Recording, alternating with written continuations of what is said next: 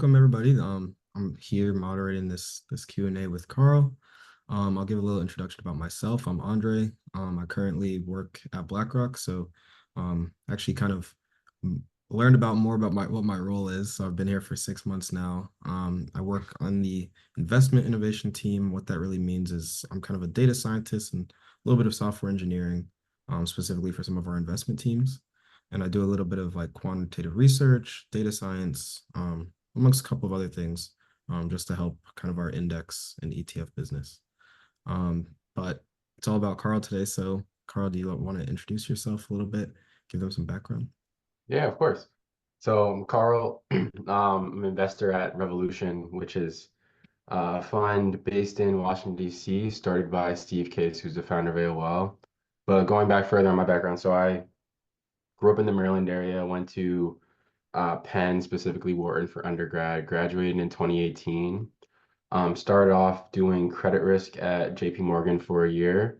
So really understanding just the various kind of risk factors that the firm evaluates when making capital decisions. And so and I work very hand in hand with my investment banking colleagues, and so that kind of got me interested on the other side of things. I felt like risk was a little more reactionary, and I wanted to be more leading the charge and doing more execution oriented work.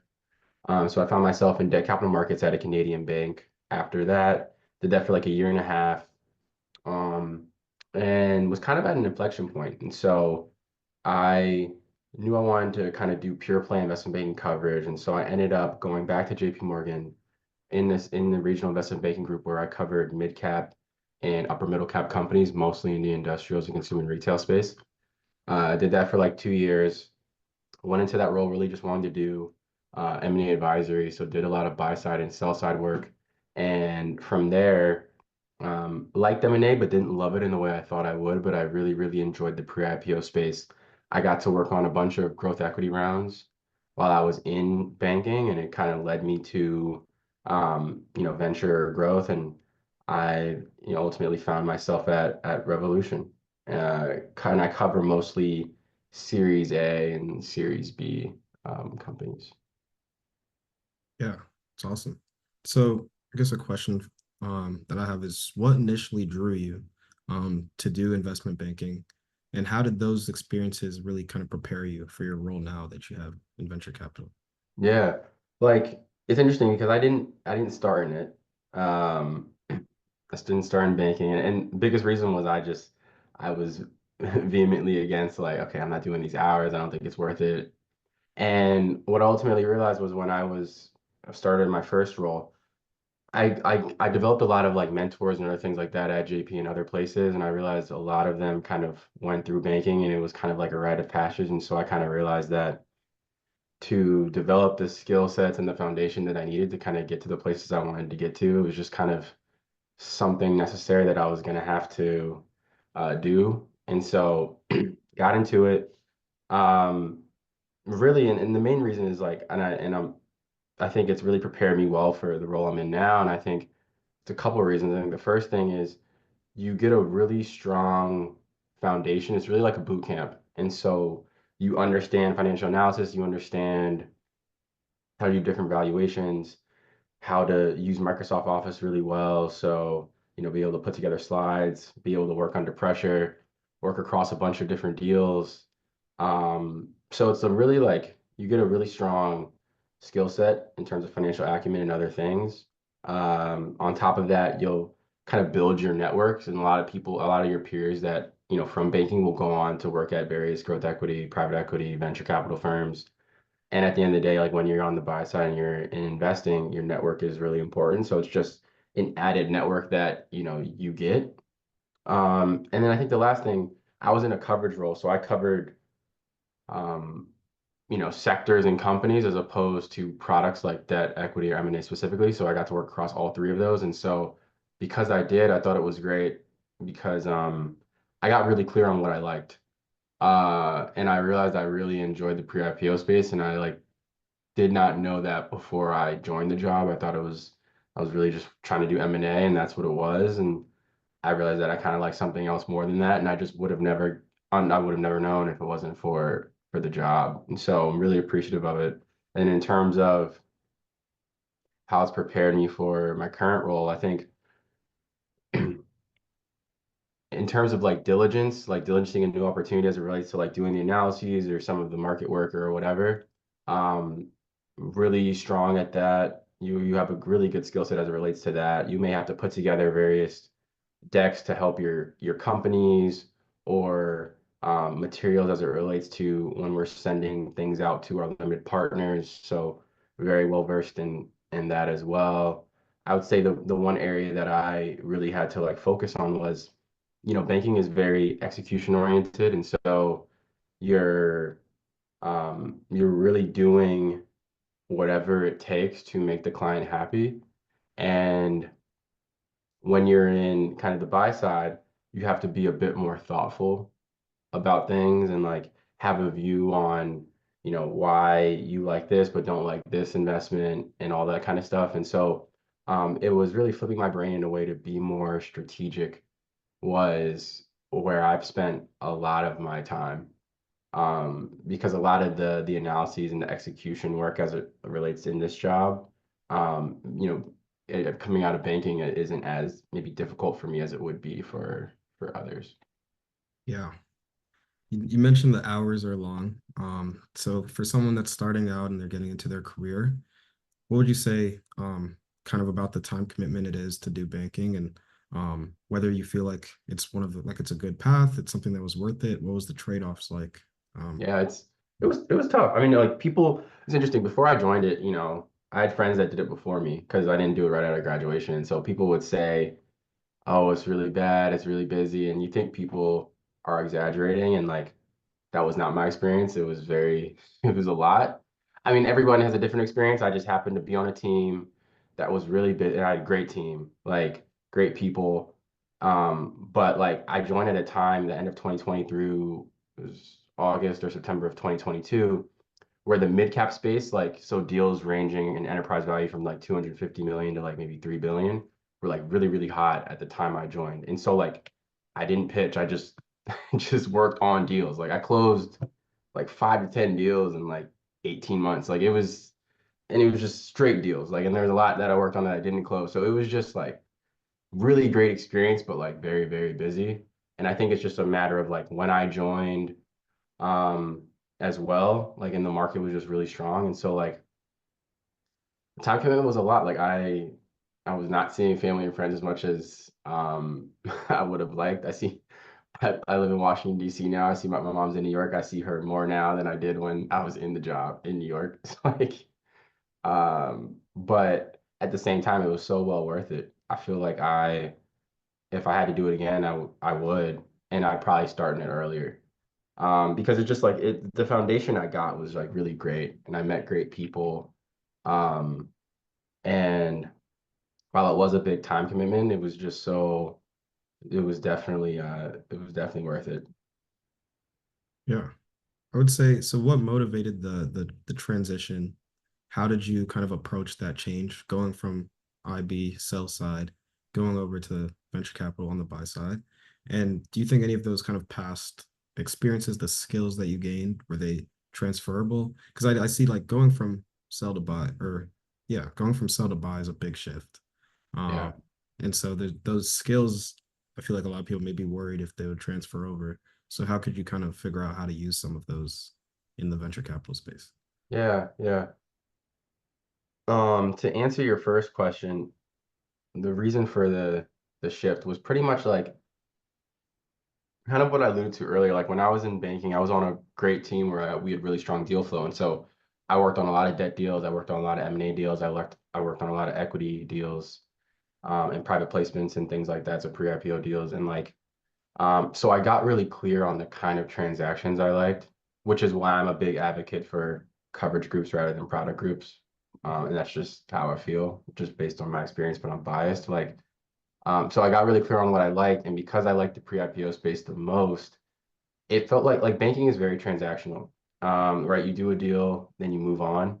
And so in when I was working on the private placement deals that were like I was helping a company like helping raise private capital for these companies, like they were using the money to like effectuate some sort of growth. And so it felt a little less transactional than some of the other stuff I was doing. And it felt a little more rewarding. And because of that, I was like, okay, I might as well just do this exclusively. These are the kinds of deals I like. And so that like naturally led me to, I was indifferent between venture or growth. So like I just knew I wanted to do Series A and up. It could have been late stage, as long as it was Series A and up. I didn't want to do pre-seed seed stuff at all. And so so when I found a role that was doing kind of Series A, Series B, it was like a good, natural fit, and I wanted to get to DC as well.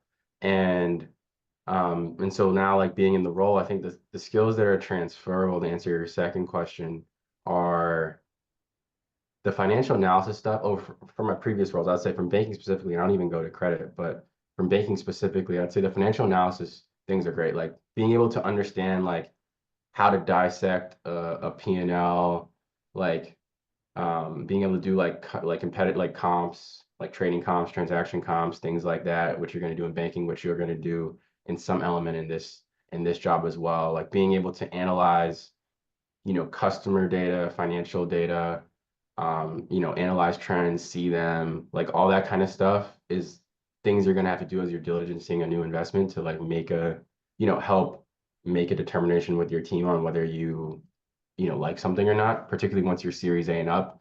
You don't necessarily do the same thing in pre-seed seed, which is why I didn't want to do that because it's kind of just more theoretical, as opposed to like, looking at data as well. And so the analysis stuff is helpful, I think.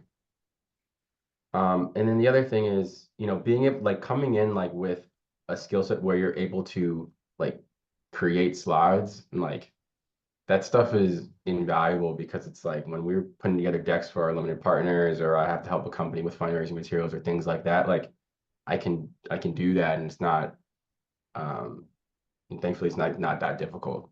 Mhm. And so I just came in with those skills where like then I could focus on other aspects of the job where I wasn't as great, which was like more of the strategic, high level thinking, getting to the bottom of things, leading with questions, like figuring out that kind of stuff.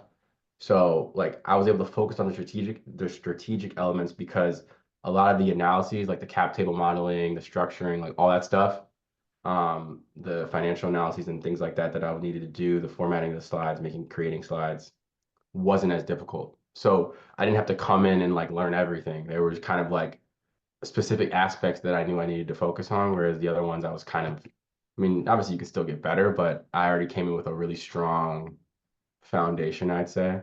And then like going back to my credit role, what I think helpful about that is like in credit, you actually have to be more thoughtful because you're kind of trying to figure out whether a risk of a company that the firm is going to take on makes sense. Because at the end of the day, when you're in credit risk or market risk or whatever risk department you're in at a bank, like you're effectively protecting the firm's balance sheet. And so to protect the firm's balance sheet, there's just a level of thoughtfulness you have to have. And so there's like I feel like this job kind of marries both my experiences in credit and banking in some respect, and then adds on in a way where I'm able to be even more strategic and thoughtful than I ever have been in the past, and I think it will serve me well in the future.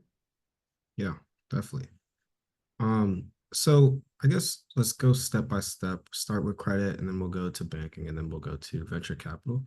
What advice would you give to someone that's trying to get into the space, that's trying to get an interview? What qualities do you think each type of firm is looking for when they're hiring somebody? Yeah, I think like the what they're looking for as it relates to credit and banking or investment banking is kind of pretty similar. I think like when I was trying to break in, I think I did a couple things.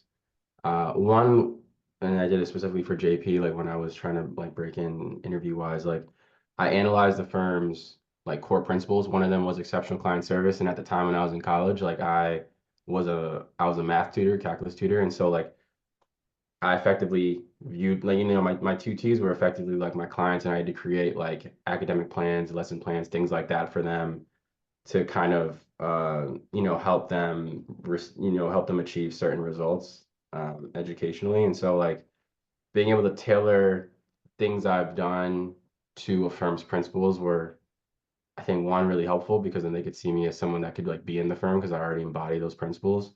Um, So they definitely want someone that embodies the principles, I'd say. And then on top of that, like there's just a certain amount of like financial knowledge you need to come in with or like be able to know. Like if you're doing banking or credit, particularly for banking, like reviewing like certain guides as it relates to like what's a DCF, like how do the three financial statements link?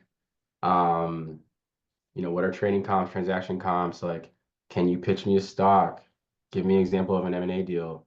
What's going on in the market right now as it relates to like interest rates or other thing, or other market dynamics that you can kind of get from Wall Street Journal or other kind of news outlets. Like having a view on some of those things is important.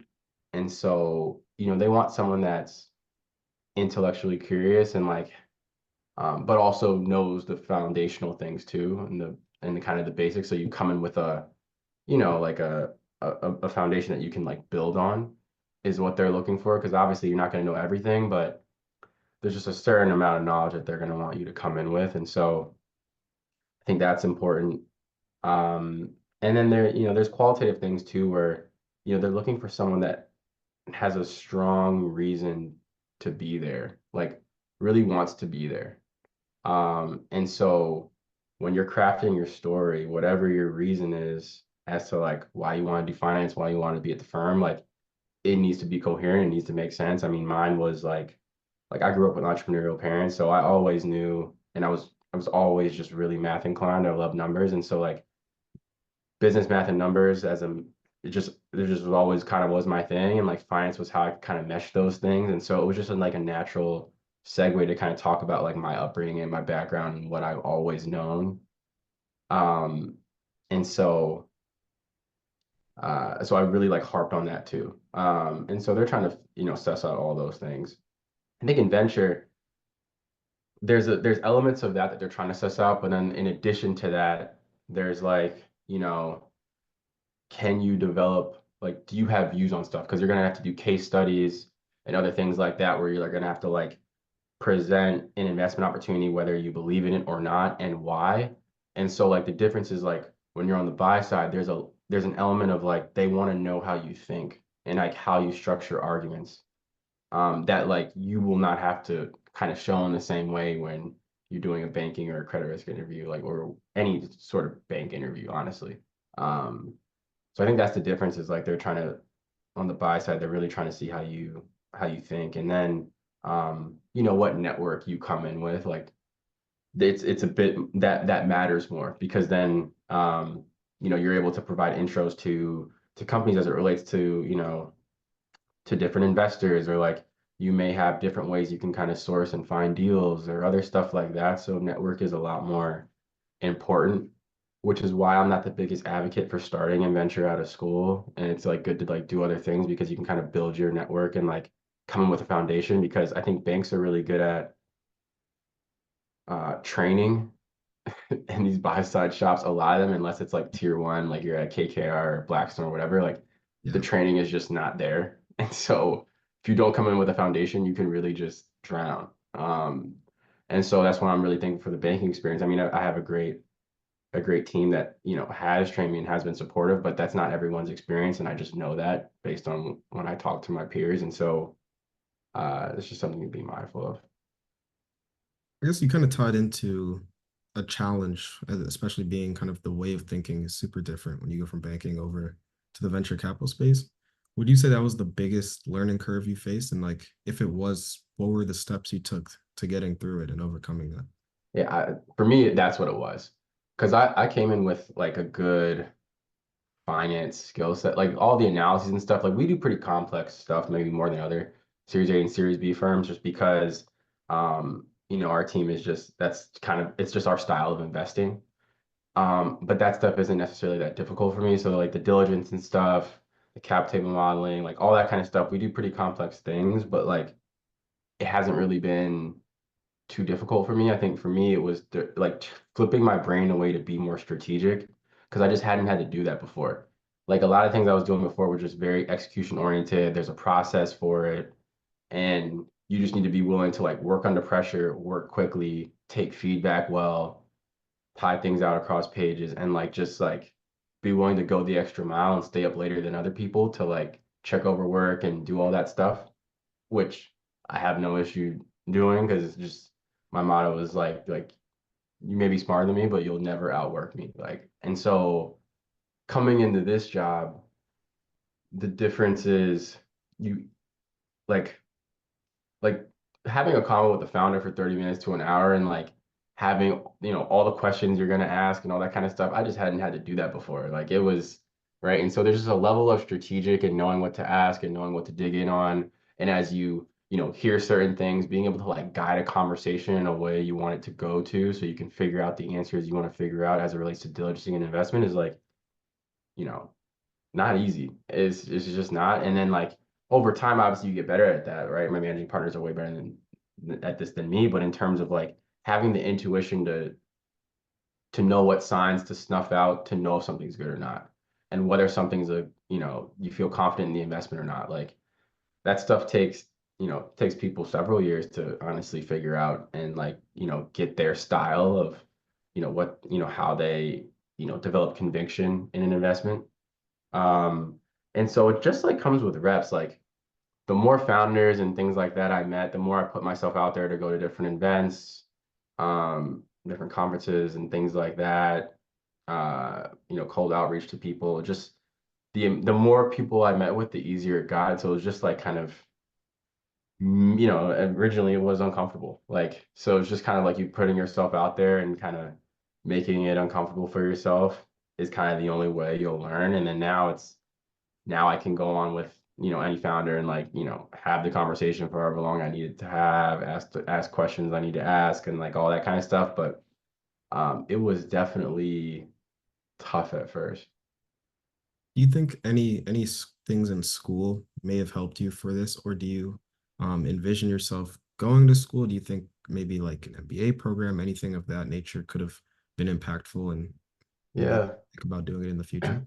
Um, yeah, it's interesting you ask. Like, like for me, I'm open to it. I don't want to go back. Like it kind of like if I can navigate my career without going back, like that's what I'm gonna do. Like I I just I need to see the value and I just don't see it for myself right now. I know like for other people it makes sense depending on if you want to like transition to a new career path or and you're not where you want to be. But a lot of people go back to be in positions that like I'm in. So that already isn't a good enough reason for me. And so for me, like to go back, there's a few reasons I have, I won't share on this call, but it's like I would have to just feel very confident about my decision. And I just at this moment in time just don't have that level of conviction. I think um what schools really, what I think it could have helped me with, which I think I got in this job anyway, is like, doing the MBA program and things like that, it teaches you how to think more, right? And be more strategic in that way, right? Because in MBA, you're just gonna case. You're gonna do a bunch of case studies, right? Develop arguments, like all that kind of stuff, and like have views on things, which is what you're doing in this job. So in essence, it's almost like a training ground to prepare you for a role like this. From the strategic side, I'd say. And obviously like you'll learn the finance skills and all that stuff, but like that's more so like you're gonna get more of that on the job than in school, honestly. But I think it helps you craft arguments well. And so um it could have been helpful to do that in advance of this, but I still think I got it without it. And like in some way, this job has been like an MBA program for me because I just feel like I got a lot of the things that I would have gotten from an MBA. So until my reason gets strong enough to go back, like I don't plan to. Right. Um, would you say you are where you want to be, or do you have future aspirations? Entrepreneurship, I know you mentioned. Do you want to rise the ranks in venture capital? Like what was your vision for the future? Yeah, oh, that's a good question. I'm yeah, it's kind of twofold. And so it's either this because I actually really do enjoy this job. I think I found a good sweet spot for me in terms of Series A, Series B, where it's not too early, where I feel like it's too theoretical and you're just kind of like it's just on vibes. Like, and then it's not too late where I feel like it's data manipulation, which I also enjoy to some respect in some degree because I like numbers, I like doing the analyses, like I like that aspect. But there's almost like a level of judgment you're still able to have of this. So you get a little bit of both where like the vibes need to be there. You still need to have the judgment, but like there's there's more data to analyze than you would think there is, and I didn't even fully appreciate that, but there really is. And so there's like a good element of both. So I've actually liked this stage more than I even thought I would, and I think it's good for me. So I think I want to see how this goes. I think things are going well at the firm I'm at and stuff like that. And so like I want to see how this goes. But I am still, I come from entrepreneurial parents, so like that's always going to be something that I'm thinking about. And I'd say it was also a big impetus for me to like take this job. And I think like to do that, you like this is a low risk way to see how entrepreneurs think because it's not your business. Like you can kind of like see a bunch of businesses, learn how they think, see how they develop go-to-market strategies, product market fit, like how they grow. Like you don't really get that in banking in the same way because you're just typically working with established companies and Right. you're not, right? It's transactional. So once you do the deal, you kind of disappear and you come back when they need you again. Whereas when you're putting money to work, like you're with them through their life cycle. So you get to see the ebbs and flows, you get to see the ups and downs, like how they righted the ship or they didn't, what went right, what went wrong. And so then if you decide to kind of do your own thing, you just have so many learnings, right? That you can kind of like carry on to whatever business venture you decide to do. So I'd say I'm interested in both and I'm not entirely sold on one over the other, but I really do enjoy this job and I want to see it through. Yeah. What do you currently find like most rewarding? What do you enjoy Mm. about it? Yeah, I think like what I probably enjoy the most is being able to help the founders. It's really cool. Um, really, really cool. So like because effectively at this stage, right, like you're helping their growth and they're helping them get to the next stage. And so like being able to do that is like really awesome. And then also too, like being in this seat, like people that are interested in VC, I'm able to just be a resource, which is cool. There's like a lot of gatekeeping in this industry, for reasons I won't speak about in this call. And it's like, I'm able to like, for people that are interested in VC, I'm just able to be a sounding board. I'm able to provide like tools and tips and resources and stuff like that, that I, didn't fully have. And so I really get a lot of gratification from that too. So I think it's a combo of like helping the founders and um, and helping people outside of the job um, learn more. Yeah. See a question in the audience. We can go ahead and go there. Yeah, well, these are all really good questions. And one of the things I wanted to share was to your point about having entrepreneurial parents, you have secondhand experience all your life of what is probably not present with figures or a balance sheet, right? In terms of characteristics of a founder, et cetera, that are really go into how they can sustain, grow a business, et cetera. So you are lucky there for sure. But the other thing you said about gatekeeping, and to your point, that's really what my question is centered on. Currently, I'm a PhD candidate graduating this spring, and I've had the opportunity to work with some venture capital firms on project-based roles, but really transitioning that to something full-time is still kind of where I am. And so I wanted to know if you could look through your experience working with potential folks who transitioned from a PhD, what their shortcomings were, what they brought to the table, and then insight as far as that goes, because I'm definitely interested, but I've had that challenge of actually getting a role, especially in this current job market. Yeah, I was gonna say And this job market doesn't make it any easier. I know people that have been looking for VC roles since 2023. Like a lot of my friends from banking and stuff like that, like come from the finance and they still are, struggling.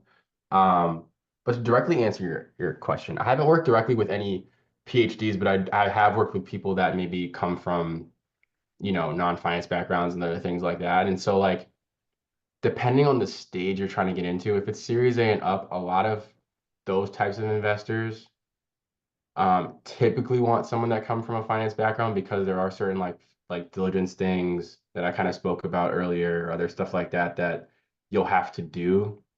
And so I don't know if it's necessarily like could be taking a course on Wall Street, Oasis, or other things like that to kind of understand like how do I do trading comps and transaction comps? Like what does that mean? Like doing exit analyses and things like that to, for if I'm investing in this investment now, what will happen in 5 years? Like to kind of see what the return would be for the firm. So there's little like analysis and stuff like that that they'll assume you may not know because you don't come from like a background that I came from. So that's just something to like be aware of and like maybe do extra work on. Um, I would say then so I think that's like kind of one big area. And then like the other thing you can do, and I wouldn't say it's like a deficiency or whatever, but it's when you're trying to break in, like it's really important to, I think, develop, I think two things. One is like an investment thesis. And so like having a view on a specific, sector, and like just going deep on it so you kind of have a view because ultimately like an interview is going to come if you're diligent enough, but they want to see how you think. And so like if you've gone deep on an area within fintech like international remittances or like whatever it is, whatever you're interested in. And obviously this may vary by firm too, depending on what you want to, go towards, right? Because there's healthcare oriented firms, there's fintech oriented firms, there's also generalist firms, which they're not going to care what your thesis is like. But just having a view on, a segment of the market, all the companies that have to do with the market, like all the dynamics in that market and like where you see opportunities will be important because that will be something that's asked for sure in any interview you do. So like that's important. And then I'd say like so it's just like being able to like kind of see ahead to know what they're is going to be asked. I think like that kind of stuff, like having a view on the market is important. And then the other thing as it relates to the case study, like every pretty much every VC process will have some level of like case study that you're going to have to do. And it's going to be they'll give you some sort of prompt and you're going to have to go through and just analyze the companies that relates to their product and technology, their go-to-market strategy, their financials, like the comps, exit analysis, the team, like all the things, like putting together a pro forma cap table to figure out like how much you're going to own of the company. Like there's so many things as it relates to that. And I wouldn't say like non-finance people don't like, I wouldn't say they struggle with that per se, but there are certain like financial elements within that that can be that other people may shine on that they may care about if it's like a later stage investment team. Like if it's Series A and up, they're just going to care more about some of those things that like a pre-seed seed investor just won't care about. Um, and so I found that for people that come out of non-finance roles, at least that I've seen, obviously, right? Like there's exceptions to this rule, but they really have more luck on like pre-seed seed opportunities because there's like a hurdle as it relates to the financial acumen that those firms will not over index on relative to later stage firms. Yeah. Thank you so much. My experience was more so consulting on their behalf with potential companies or startups as far as my scientific expertise. So the pre-seed kind of focus you talked about is very relevant. Thank you. Yeah, of course. If there's any other questions in the audience, feel free to put them in the chat, or you can go ahead and just say them now. Hi, I'm Amanda. I am an undergraduate senior now. I am going to an investment bank and start full time over the summer, and I'm trying to see like what exit opportunities I have and just trying to figure out my path. I'm not sure what it might be yet, but I was wondering like what the timeline for VC recruiting is, if there's like if there is a timeline, kind of like private equity, um, or like what I should do to prepare for that. Is there like a series of steps? Yeah. Yeah, no, no, good question. So it's interesting, like it's very bespoke. Like it's very just ad hoc in terms of like when a fund has like raised a new fund and when they're hiring. Like it's not like, buyout where like, you start you hit the desk in banking and it's like you could get your job 2 years out. Like it's just not how it works in the same way. Like for me, it was very ad hoc. Like I came across a role, got it, and then started, and it was just like I just happened to come across it. And there's different resources and stuff that like you can use online. There's a couple people on LinkedIn that post these kind of roles. Like Nicole De Tomaso is a good one from Harlem Capital. She posts a lot of like VC jobs. Mike Hinckley posts a lot of VC jobs. Um, but in terms of like, first I'll speak more broadly in terms of figuring out the various exit opportunities that you have and how to think about those things, and then I'll go into like as it relates to VC specifically, like what I had to do. But like as it relates to like kind of the broader set of exit opportunities when you're going into banking, I'd say like going with an open mind. Like I went in and was just like so narrow pressed on M&A, which naturally like would have either led me to private equity or like just staying in banking, honestly, like one of the two. And because I honestly didn't go in open-minded, but I just happened to like something else and I would have had no idea because my experience up to that point was like I did credit risk, which and then debt capital markets, so very debt oriented. I still saw some M&A in debt capital markets and in credit risk too, because I like there were certain kind of transactions that I would help the investment banking teams on. And so I just came in just knowing debt and M&A more so. So just naturally because of what I thought I knew, that's what I thought I would like. And like I hadn't really worked on anything equity oriented ever. And like that's what I gravitated toward. So I think like, you know, when you go in, if it's a coverage role, I'm not sure, but like if it is, then it's like if you go in with an open mind and see what you like, because if like you like the M&A aspects, then yeah, private equity, buyout, things like that may be the right path for you. If you go in and you really love like private capital raises like I did, then like venture growth may make more sense for you. If you really liked the IPOs and like more of the public market stuff, then maybe you need to like look at hedge funds. Like if you really just love debt, like you look at a credit fund, like all that kind of stuff. And so I think, or if you just like the strategy elements of it, um, there's like corporate strategy roles you can do. You could work for a startup and do strategy and operations for a startup, which a lot of people come out of banking to do because they want to like build something and be part of that. And honestly, those experiences are helpful when you're then going into an investor seat down the road, honestly, because there's certain things that people that work in startups that are now working investing that like they understand that I don't understand in the same way. And so I think banking is beautiful because you have so much opportunity, but it's also hard because you have so much opportunity. And so like lean into like what you like about the job. There's going to be a lot of things you don't like about the job, but like if you're intentional about your experience and like you go in with the right mindset to like do a good job, you're going to get to work on good deals and they're going to put you on a lot of great things. And that was just my experience because I sacrificed a lot to like make sure I did a good job so they could put me on good stuff. And so because of that, like I got rewarded and got to work on like a lot of great things and really get clear on what I liked. And like if you go in and don't come in with the right mindset and you kind of half-ass it, like you're gonna get on bad things and it's not gonna be a good experience. So it's just something to think about. And then as it relates to VC specifically in terms of resources and stuff like that, I think like what helped me is like interestingly enough, like someone I went to high school with like worked in the seed fund of my team. And so he passed my resume to the VP. So like every person's story is different. So for one, it's like user network. You just don't know where people will end up. So that was kind of my in. And then in terms of what helped me was when I was in banking, there was one deal where I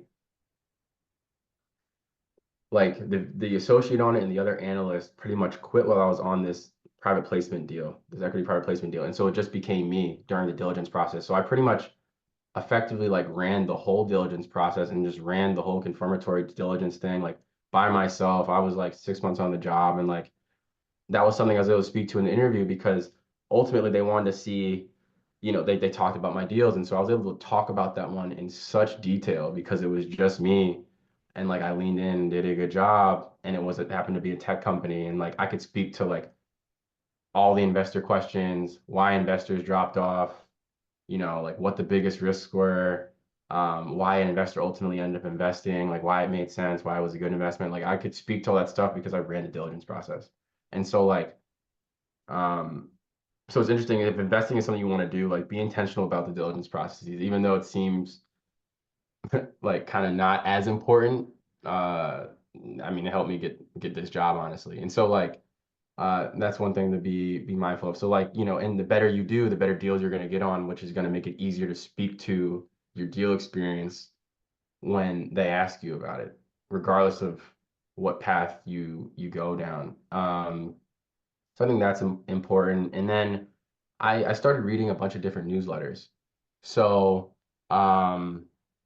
when I read the different newsletters, like it was like Strictly VC is a good one, Axios is a good one, Term Sheet's a good one. These ones, like they pretty much post companies that have raised venture funding.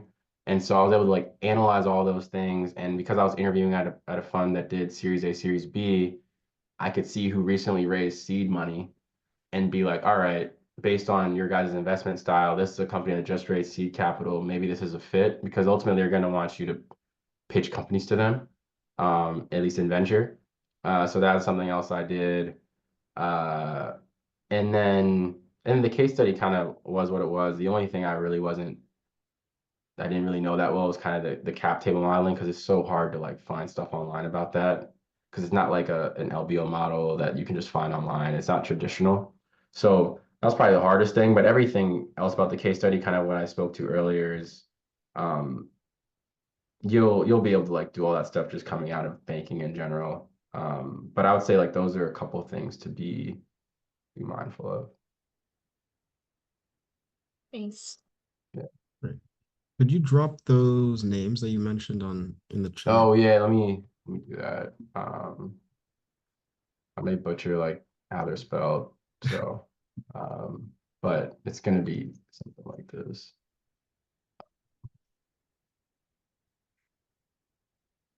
Like those two typically they post stuff on LinkedIn or other stuff like that, and I like pretty much Nicole does it weekly.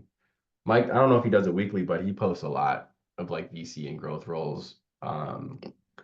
And so I think the hardest thing is like it's hard to like find these roles, like you don't see them. And so I found those two resources to be pretty good in terms of like being able to see opportunities. And so I send a lot of my friends that stuff. And then I'll post like so you guys know like if you're interested in any newsletters, like these are the ones. Strictly VC is probably the best one.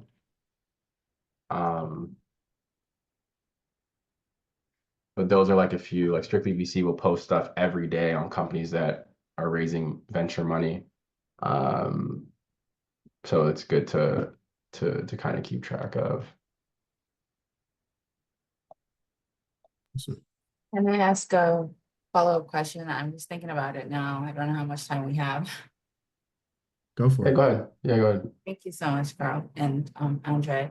So you remember what you said about your story, and how for you, there was a natural progression just from your environment and nurturing, growing up with entrepreneurial parents.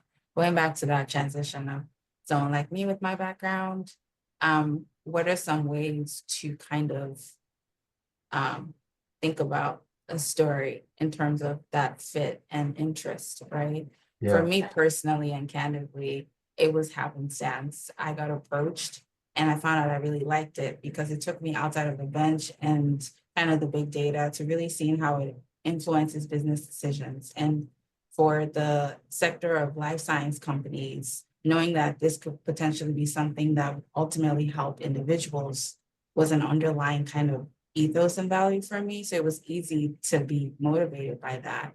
But yeah, what are your thoughts on kind of crafting a story from that non-finance, kind of non-entrepreneurial background? Yeah, yeah. Yeah, so it's like non-finance, non-entrepreneurial. Yeah, like I would say for you, right, like when you coming from like life sciences and healthcare. So I mean, there's a lot of funds that focus on healthcare specifically, if that's what you like, which is good. I think like the like your selling point is like it's hard to really understand those kind of products because they're very technical, honestly. Like I would never be able to do that. Like, right? And so like the skill set you had is because you like really come from the field and you have the experience, right? You got the invest degrees, I'm sure, like all that stuff. It's like you're just gonna you just have you come in with a background where you can really understand the products that are being built, like in a more deep fashion than anyone else. And that's arguably just as important than the numbers and some of the other things that, you'll have to evaluate. And so like I think for you, it's like leaning into that. And so like for you, like it would be harder to go to a fund that doesn't do healthcare or is generalist. Like it just will be.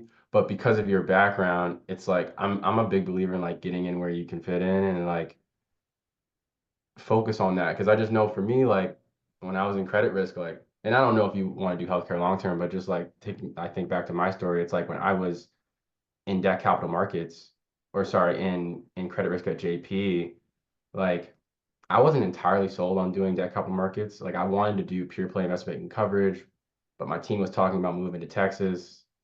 Like I wasn't going to Texas. And so it was just kind of like I had to move faster than I originally I'm in wanted to. Texas. You Yeah, take offense.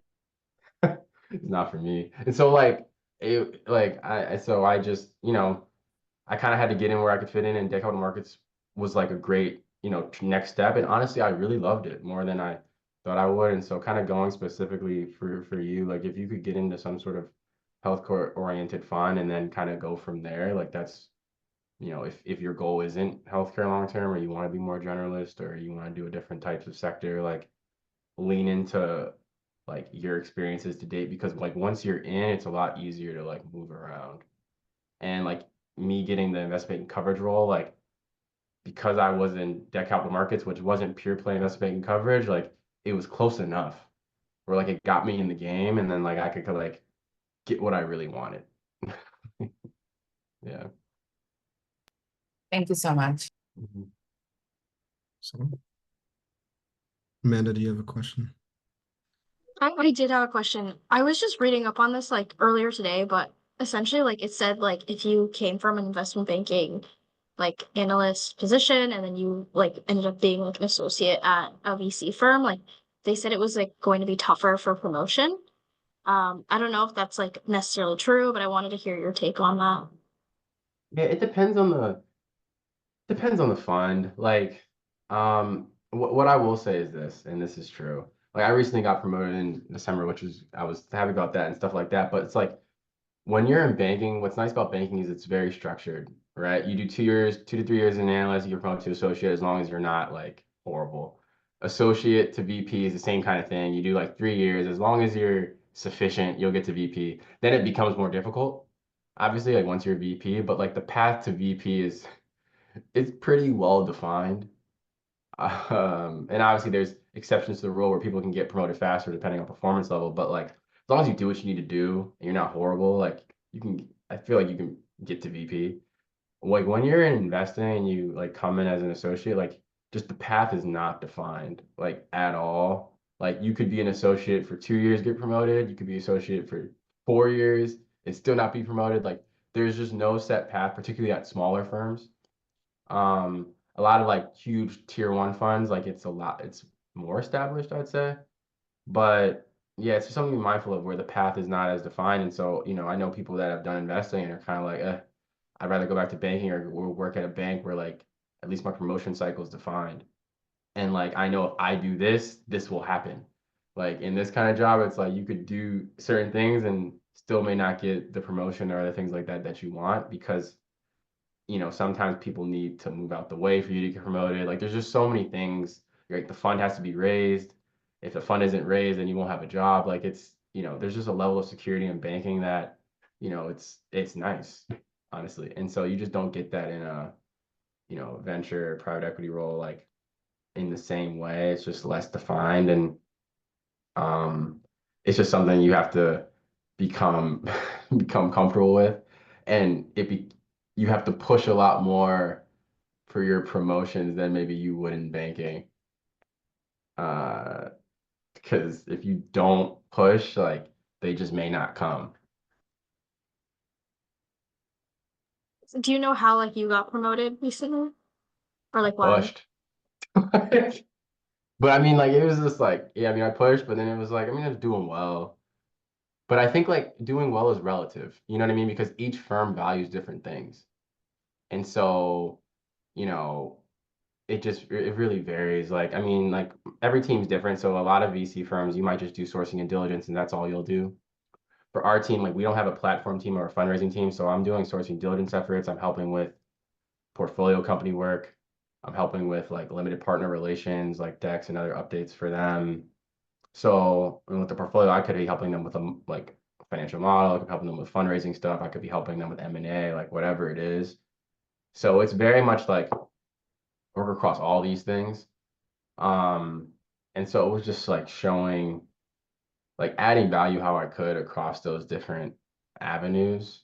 And um, and once you kind of like they realize you're adding value and you ask for something, it's kind of like, well, I'm either gonna get it here or somewhere else.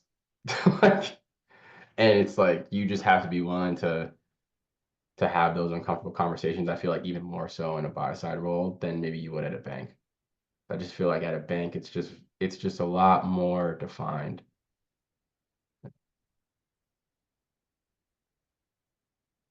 Awesome. All right. Guess that wraps it up. Thank you guys for joining. Thank you, Carl, for your time. It's a good little session. All right, see y'all. Have a good one.